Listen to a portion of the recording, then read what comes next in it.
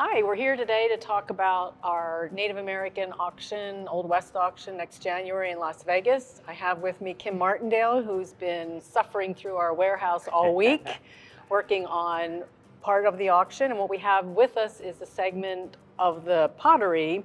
And Kim is going to teach me and you some of the differences about the different potteries. Indeed, I will. But first, I'd like to just say, it's been an exciting week because this is an amazing collection and it came from a local collector here in the Pennsylvania, Denver, PA area. So it hasn't been suffering at all because I love these items and I want to share why I love these items with each of you and with Cheryl.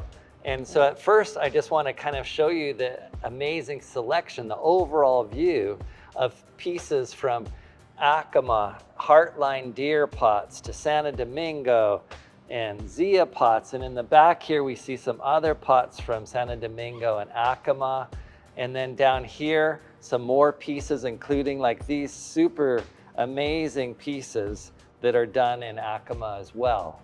And so we're gonna go through and even show you some more. Come with me down here. So we're walking down here and I wanted to showcase how many pots there are and from all these different pueblos, and obviously this collector went to Indian Market, bought from different places because they got some really important names as well and a lot of different designs.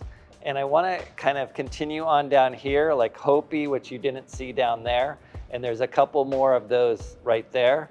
Some other Acoma from some other artists, as well as other dobles. And these are really important forms too, is what you should be looking at as I walk down this aisle with you.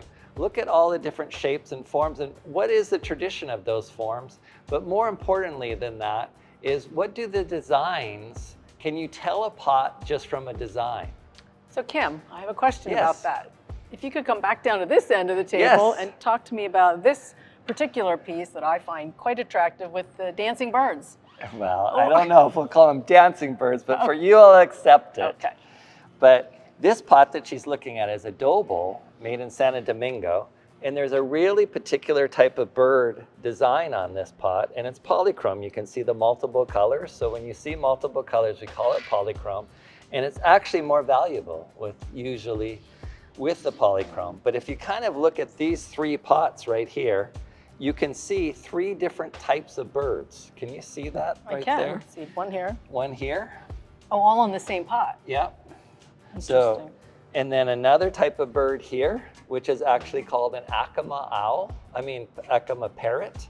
So this Acoma parrot is very different from the Zia pot. Do you see that design there?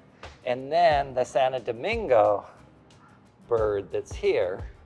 And if we go down this far, down here, now I want you to tell me who made this pot? Who do you think? Is it Santo Domingo, Zia, or Acoma? What's the bird? Which one do you think? I'm I think, going to match it up with this guy. bingo, she wins the prize today. Did you win at home? Because I also have another test for you if you got that one wrong. I can feel the pressure. Here's another one. Do you feel it? I feel the pressure. Okay. Which one do you think this is? Oh, come on. Is it this pot? Or this one or this one? I think it's this pot, Kim. Yes. Okay. And you guys probably all got that too. But this is what's called the Acoma parrot. And these two pots are both done by Barbara and Joseph Cerno. It's a really well-known potter couple. They've been doing pots for a long time. And I really love these two pots. And you can also feel how thin that pot is.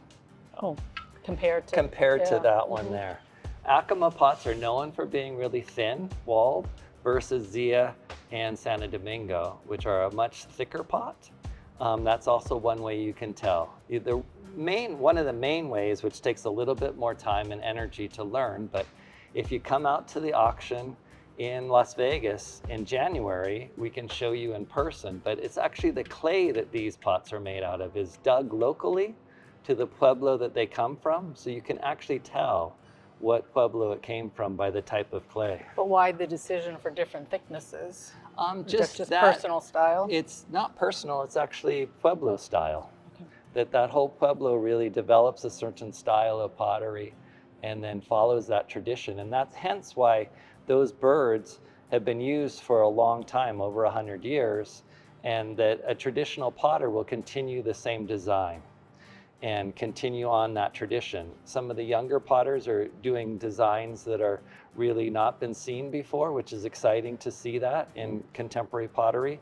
But traditional potters will continue to use those same designs over and over. Like, look at like these. Like, see, feel the thickness of those, and it kind of gives you a feel before you even look at the bottom of these pots, where they're from. Oh, yeah. And if you look at closely on this one, you can see it is from Acoma, and it's thin like this pot as well.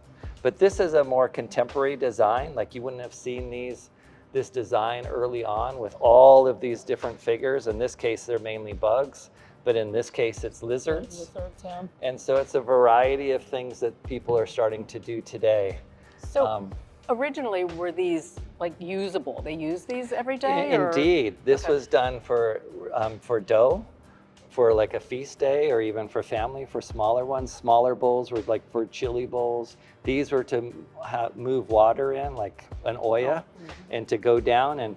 And this one has a little bit of it. If you can see here, the concave base was really to sit on your head so that you could carry it up if this was full of water. And as time went on, even though this is a contemporary one with a concave base, more and more pots became flat on the bottom, like this one here. But traditionally in old pots, they always had a really concave base. And in fact, a little bit later on another video, I'm going to show you an earlier pot that's from Zuni, a different pueblo than these, and it has a super concave base for that purpose.